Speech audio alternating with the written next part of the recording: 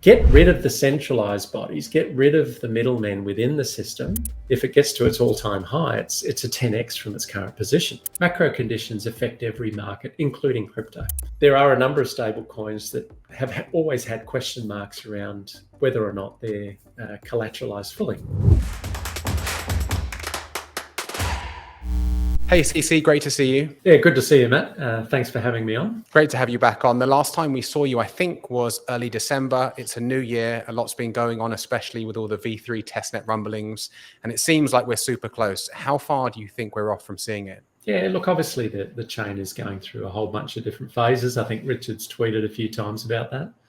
I think there's been a lot of speculation by developers and perhaps even some non-developers trying to advise the community as to when V3 was going to be launched. I think with a lot of these things, people just need to be patient. So don't forget there is a process. It's quite laborious. Duplicating all the transactions on the existing chain and bringing that over to the new version of PulseChain, it just takes time. And I think there's always going to be a few hiccups. So the guys are working hard to make sure that they can get over that sort of thing. And we just urge people, just be patient. Development is not easy, despite the fact that people seem to think that it is. It's never bloody easy. It's really quite complicated. And it's the unknowns that always trip you up. It's the stuff that you just weren't expecting.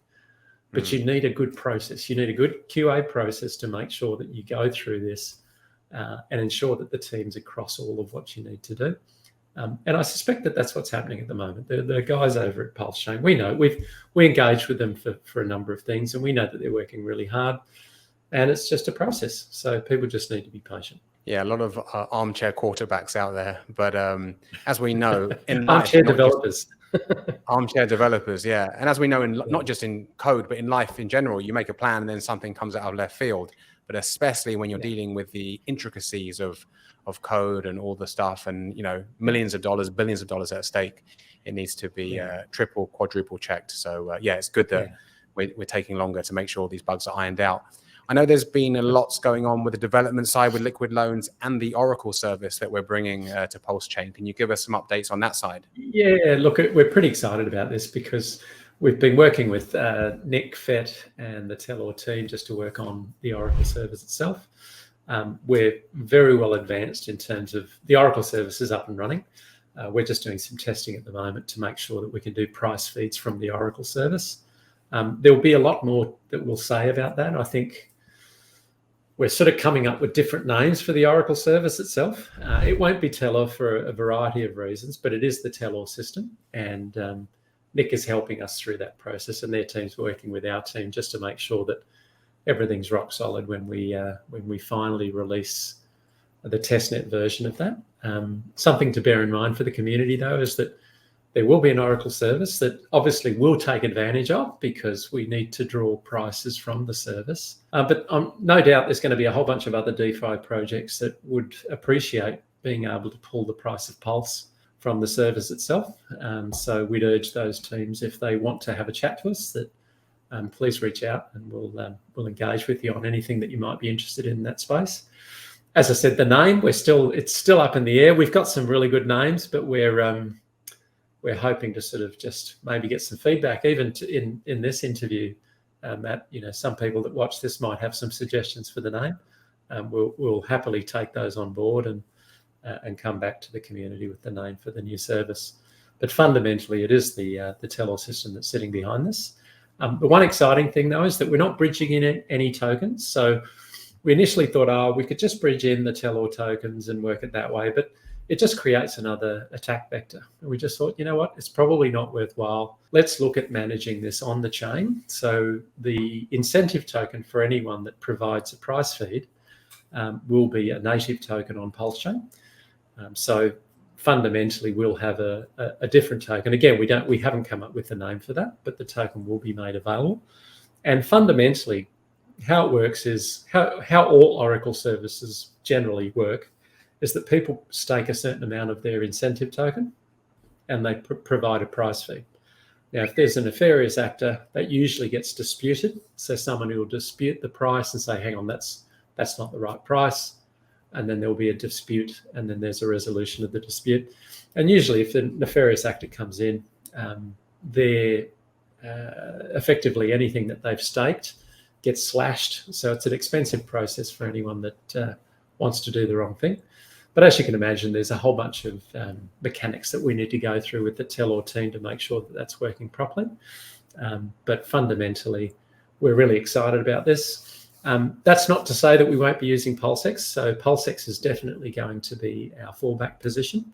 So one of the things that within the code that is written is that in the event that, just say, something happens with the Telor Oracle system and it breaks and there's a problem, there's always a default. And the default in our case will be PulseX.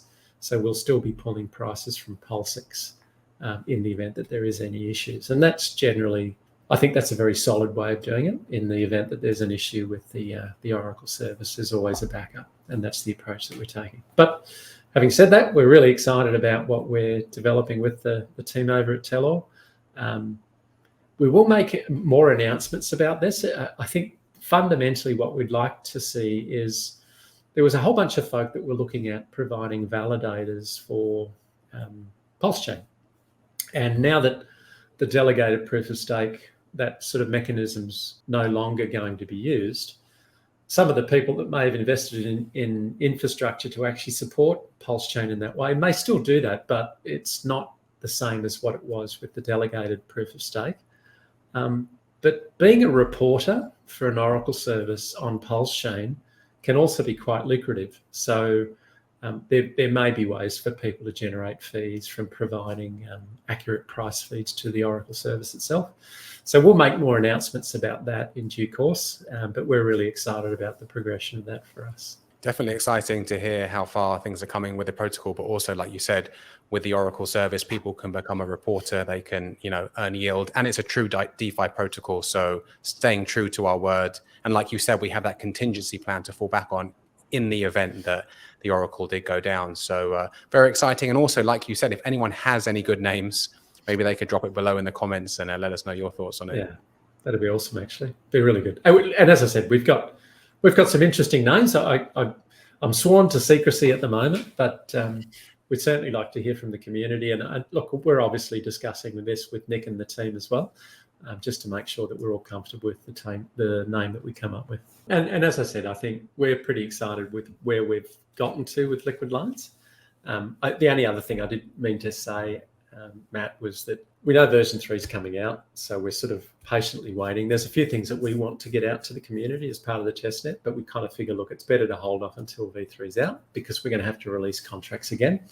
And there will be a process when that happens. So, for example, people that have used their test pulse and locked it up in a vault within the liquid line system will sort of explain what you need to do. You need to basically close your vault and then reclaim your pulse, and then you can move to the new version. So the two versions will coexist, but if you want to play around on the new version when it's released, then you will need to go through that process. But at this point in time, there's no value in us releasing anything until V3 is out, and we're hoping that that's going to be very soon. Awesome. Well, let's change gears a bit, and we know that a lot of stuff is going on, in the macroeconomic conditions. Interest rate hikes are still going on, with inflation worse in other parts of the world, like the UK, the US, Mexico, for example. Do you think we've seen the worst of it, or is there more to come? Look, that's an interesting question. I mean, I take an interest in this, and I guess that's largely my background, but I do take an interest in the macroeconomic stuff because from my point of view, I think what tends to happen within crypto in particular is that we just focus on crypto and the movements within the crypto market, and I think that can be a bit of a risk because macro conditions affect every market, including crypto. Crypto seems to react faster and quicker than most other markets, but if you take your eye off what's happening more broadly, I think you can fall into a false sense of security around what's happening. So the exciting thing for us all, and is as far as today's concerned, I think there's been quite an uplift in prices across the board. I think there was, I can't remember who it was actually. Somebody actually started streaming, and Tangent started to stream. I thought it was funny. It was a really good effort on his part and people that supported him. just to create some content until Hex hit 5 cents, which was, as you know, it happened a few days ago. But in this market, it always goes up and down, and I think it's sitting around 5.3 cents at the moment, which is really, it's good. It's good that it's tracking back up again. But my sense, for what it's worth, is there's too many macro things at play at the moment. There's just too much going on in the broader picture to actually feel confident that this is a sustained sort of upward movement.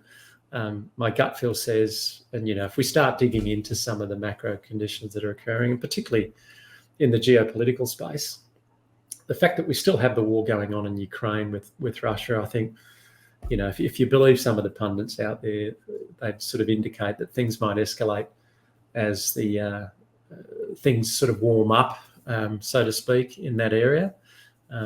You might start to see some increasing mobility of arms, etc., around the April-May sort of timeframe.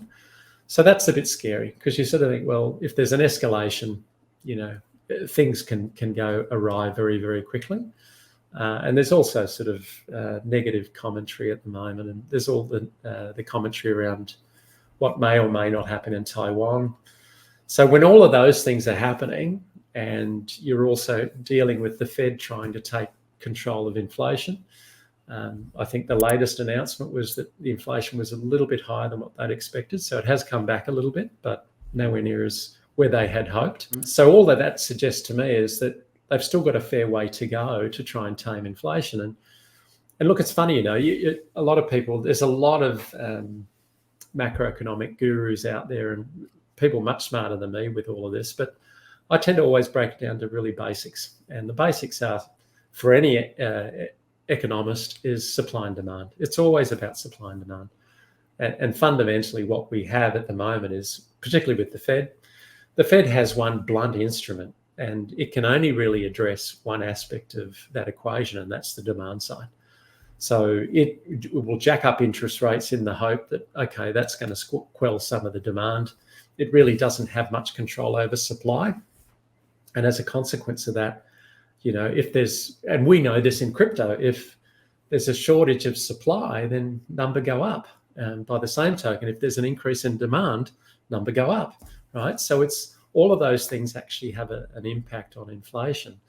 And unfortunately for people that are, may have a fair amount of leverage, particularly in the with homes, for example, or borrowings, they'll be starting to feel the pinch if they haven't already. And the other thing I would imagine is that there's going to be a lot of people that are on fixed interest rate mortgages, and they'll start to come off those mortgages, and they'll be confronted with some significant repayment schedules that they may not be able to afford. And then you're going to see a lot more, potentially more properties come onto the market, more supply. Guess what? More supply, price goes down, right? So same sort of analogies same sort of thing that we tend to experience in crypto, but obviously in the broader market. But if those things start to happen, then usually what happens is money moves out of crypto to deal with more immediate issues that people may have. And so I don't think you can ever lose sight of that. So whilst it's really nice and everyone's really happy when there's a series of green candles, like we're all in a love-in. But as soon as things turn south and we start seeing some of those red candles, it's the infighting starts again. It's almost, you can almost predict it. As soon as the price starts to tank, people start behaving badly, and it's part of the game. And unfortunately with crypto, I think it's the volatility. Whilst it can be excited, it can also be very emotionally draining for the new person that comes into the market that may not have experienced such volatile environments.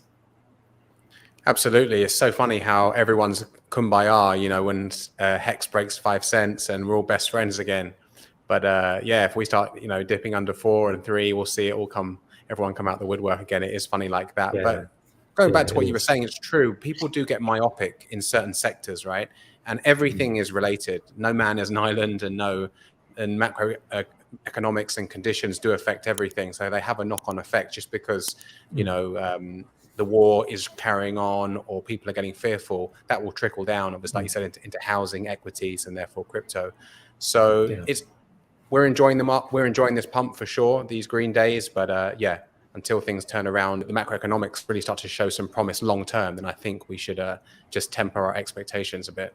Yeah, I think so long as people just don't take your eye off the ball. I mean, it's so easy. And I think I really like TA. I do enjoy some of the analysis that TA guys tend to focus on.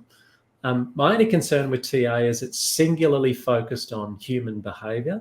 It doesn't necessarily always consider the external factors, right? So, and that's where I think TA comes unstuck a little bit, is that if you just focus on the human behavior piece, there may be other macro conditions that are actually having a significant impact on that you may not be able to predict. And TA, whilst I think there's some really good folk out there, and within our community, I think there's some really good TA guys.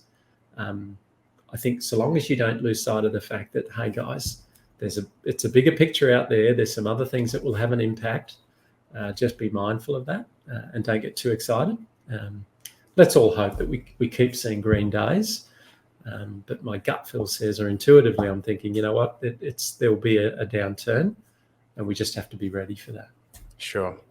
As we're talking about the macroeconomics and what's going on in the world globally, I don't want to go too far down the rabbit hole and get my tinfoil hat on just yet, but there's some speculation around deglobalization, especially with what's taken place in the past few years. Are you worried about this being tied in with, CBDCs or control or something like that? Look, I think, again, all of these things sort of come into play. And it's interesting how there's a lot of interconnectedness across some of these things. I tend to watch it. There's a couple of commentators out there that I particularly like or I'll listen to. But, again, I temper my views on both of them. For example, Ray Dalio, I think most people would have heard of Ray.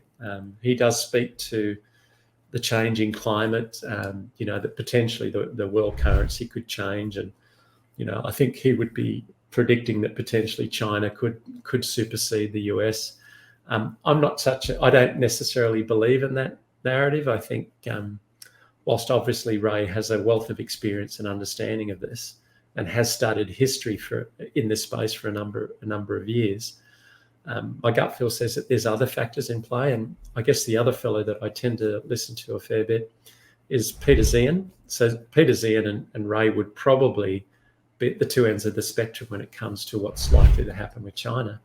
And I think Peter would suggest to you that, and he's been suggesting this for quite some time, by the way, is that China's on the decline because of other factors such as demography and particularly the fact that, they went through a whole period of the one-child policy. So in effect, what's happened is there's not enough young ones coming through to actually support the economy. And fundamentally, I tend to subscribe to that. I think my past background is I have done a lot of work in demography, but more from an organisational perspective. And a lot of the development work that was done when I was involved in that was largely to look at predictive models around workforces and the impact of change on workforces. So I kind of like Peter's take on demography, and I certainly subscribe to the notion that, hey, you can't change the fact if you don't have enough people coming through to support an elderly demography, then you're going to have some challenges moving forward. And so what does that mean? Generally, it means two things. If you don't have enough people coming through, you don't have enough production. Right, so productivity may decline because you just don't have enough people producing as much as they may have done in the past. I don't necessarily subscribe to Peter's view on that completely, and I'll explain why. Part of the reason I don't is I think with all the innovation, automation, I mean, we've all sort of had an exposure to ChatGPT and AI to an extent. We know that those things are coming. And they are going to help significantly on the production side of things, right? So I think innovation, improvements in productivity, improved materials use, different materials, innovation that's going to occur, the advent of artificial intelligence and the adoption of that more broadly, that's going to help enormously on the production side of things. But what you can't change is consumption, right? So for a country to thrive, they've got to be able to produce and they've got to consume. And so if you don't have enough people in your to be able to consume what you're producing, the only choice you have is to actually look at export markets. So that whole question where you started, well, is there going to be a deglobalization? Peter Zan would suggest there will be, and Peter Zan would suggest that the US is going to back out of being the inverted commas world police. I'm not so sure that that's going to happen. I think the truth is going to land somewhere in between, say, the Ray Dalio view of the world as opposed to Peter Zan. I kind of feel that we will see a downturn in terms of productivity, and perhaps international trade may slow down. We've seen that as a consequence of supply chain stress over the last couple of years. But what's my point of view on this? I just feel that the US will continue to dominate. I also don't subscribe to the view that the US dollar is going to collapse. I think whilst there's a lot of factors at play at the moment, I think the US dollar is pretty strong. And I also think that that'll continue for quite some time. But fundamentally, do I feel that we're deglobalizing? I think there's going to be a slowdown, but I honestly believe that what will end up happening is that new markets will emerge, different things will come about, and I don't believe that the US will pull back from really assisting with the transfer of goods and products across the globe. So deglobalization, yeah, to an extent. I think Peter would suggest that it's going to happen. It's going to happen at a rapid rate, and China's going to decline in the next 2 or 3 years. But I'm pretty sure Peter said that maybe about 10 years ago. So I'm not sure that his timing's quite right. And I think there will be an impact, but it won't be as severe as perhaps Peter might lead us to believe. Yeah, Peter's got some interesting views. A bit overly pessimistic for me. But of course, if it bleeds, it leads. And I think you touched on this before. They've got books to sell, right? So they need to dramatize it. Yeah, that's right. Yeah. And look, I do. Don't get me wrong. I think Peter's a great guy, and I actually think some of his points are really, really valid. But I also think some of his points are just a little bit too far to the right for me. It's like, come on, man. Yes, there is an issue here, and no doubt that things are going to be on the decline. But some of his commentary seems to be a little bit over the top. And I don't necessarily believe it will happen as quickly as he might suggest. Yes, I do think China might see a decline. The challenge for Australia, for example, if people aren't aware, is that China's probably our largest export partner. So, and that has been historical now for at least the last 5 to 10 years. So if there is a decline in China in any way, or if there's any other geopolitical things that occur that would suggest that we may need to temper how much we ship abroad, that's going to have a negative impact on Australia. So all of these things teeter, right? So we're all teetering on what's happening more broadly. And yeah, it wouldn't surprise me that something happens in the next 4 to 6 months that actually could have an impact on crypto, which is unfortunate, but that just seems to be the global environment that we're having to work within at the moment. Going back to crypto for a second, I'd love to get your thoughts on this. The SEC have been making some cases against stablecoins. Stablecoins are in the DeFi and crypto news. What's your take on what's been going on with BUSD and some other things like USD? Look, I must admit it did come as a surprise when I heard about Paxos. It was really unexpected because I kind of feel that BUSD is not a bad stablecoin. So the fact that they have received a Wells notice, look, litigation is coming. I think they've got a very defendable position, but SEC being the SEC, they have right to pursue these things. Fundamentally, though, I kind of look at stable coins in general, and I think, look, there are a number of stable coins that have always had question marks around whether or not they're collateralized fully. Do they really have the reserves to meet a bank rush, right? So if you had a bank run, are you going to be able to meet that in the event that, if you have fractional reserves like incidentally traditional banks do, if you don't have enough in the back office to meet the demand that may occur, then that's always going to be a problem. But I actually think some of the more centralized stable coins, USDT, for example, has always had a cloud over it. There's been constant FUD towards USDT. Personally, I'm not sure whether they, I can't really comment too much around the reserves. I think there's always been question marks around that. USDC appears to be a very solid foundation for reserves. I think Circle is doing very well in that space, and there's some, if you put the tinfoil hat on, that people are saying that because you've got the likes of BlackRock supporting or in that corner, there is a play that potentially could see USDC become the CBDC of the future. I'm not so sure I agree with that, but there's some of the rumblings that you hear. I think what's lost on a lot of people, particularly stablecoins, is that we're all about adoption. We're all about adoption in crypto. And I think primarily, how do we start? Well, we normally talk to our colleagues and our friends, anyone that's interested, and we help onboard those people. But I think for true adoption, what we need to do is we need to be talking to merchants. Merchants are the ones that will actually help us to really gain some adoption. Now, why do I say that? It's like one of the biggest issues that a merchant will normally deal with is the fact that whenever they actually transact or they use any sort of merchant facility, there's usually a fee that they're paying, and that can be anywhere from 2% up to 3.5%, and sometimes even more, that they have to pay to actually have that facility. Now, if merchants started to use a stable asset, for example, something like USDL, then the transaction cost would be significantly lower. And the other thing is, and this is one thing people don't realize, is that those merchants don't automatically pay straight away. So you might be waiting a little while before you receive the funds from that transaction. Whereas in this situation, if you started to use stable assets like USDL, you would receive payment instantaneously. And not only that, but the fee base would be significantly lower. So what would excite a merchant about that? Obviously the reduction of fees. But if I was a merchant, I'd also be asking the question, well, whilst I've got this USDL, what can I do with it? And potentially, I think the longer term future would be, well, you don't have to exit to any other system. You don't have to leave crypto to go back to traditional fiat.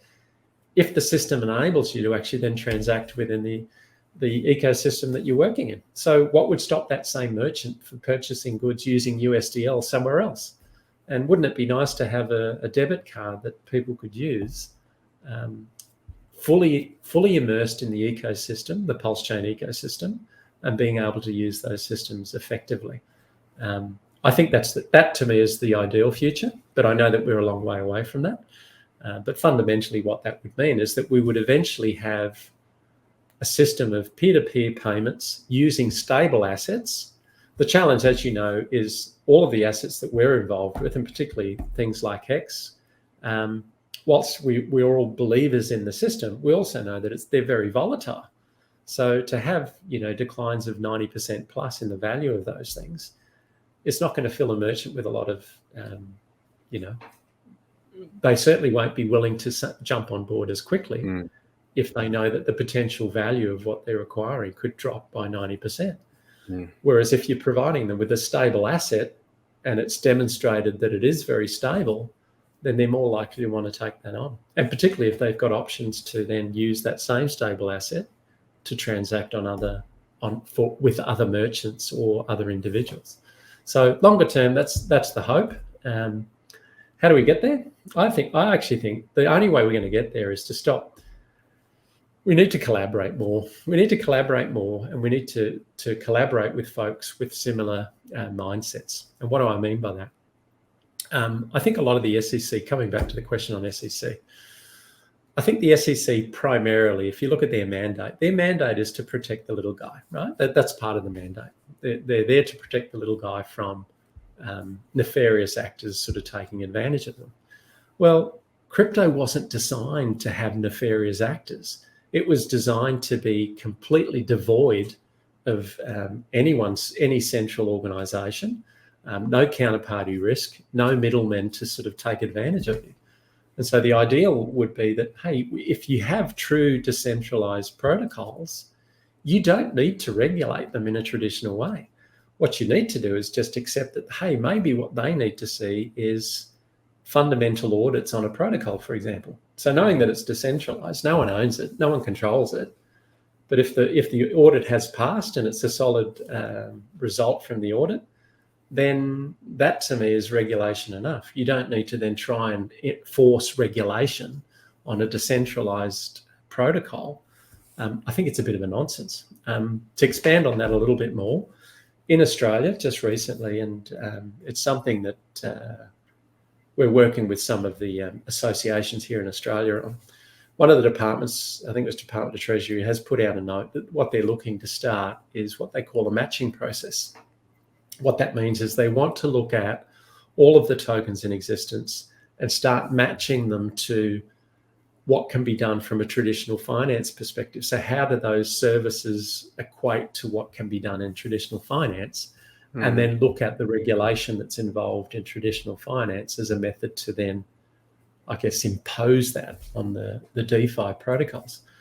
But I kind of feel like they missed the point. The point is, who do you go to ask for that to happen when the protocol is completely decentralized? It's not controlled by anyone. And I actually think they missed the point. The point is what they should be regulating, and I think they are. Get rid of the centralized bodies, get rid of the middlemen within the system that are actually creating all of the problems. So FTX is a classic example, right? So here we have a centralized body, again, middlemen involved, behaving badly. It causes a massive problem for, inverted commas, crypto, when in reality, those people don't represent what crypto is all about. What they represent is, it's just a de facto finance sector organization taking advantage of the little guy. And I think if the SEC are targeting that sort of thing, I think that's a good outcome. I don't necessarily feel, for example, that they're not concerned with true DeFi.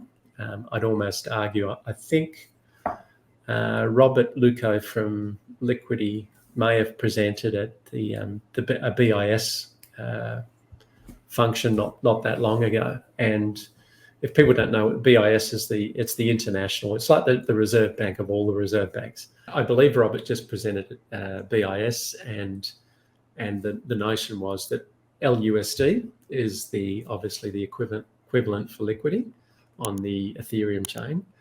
And they're very much supportive of that because it is a truly decentralized, effectively stablecoin. Now, I actually think what we should be renaming these things as stable assets, because that's effectively what they are.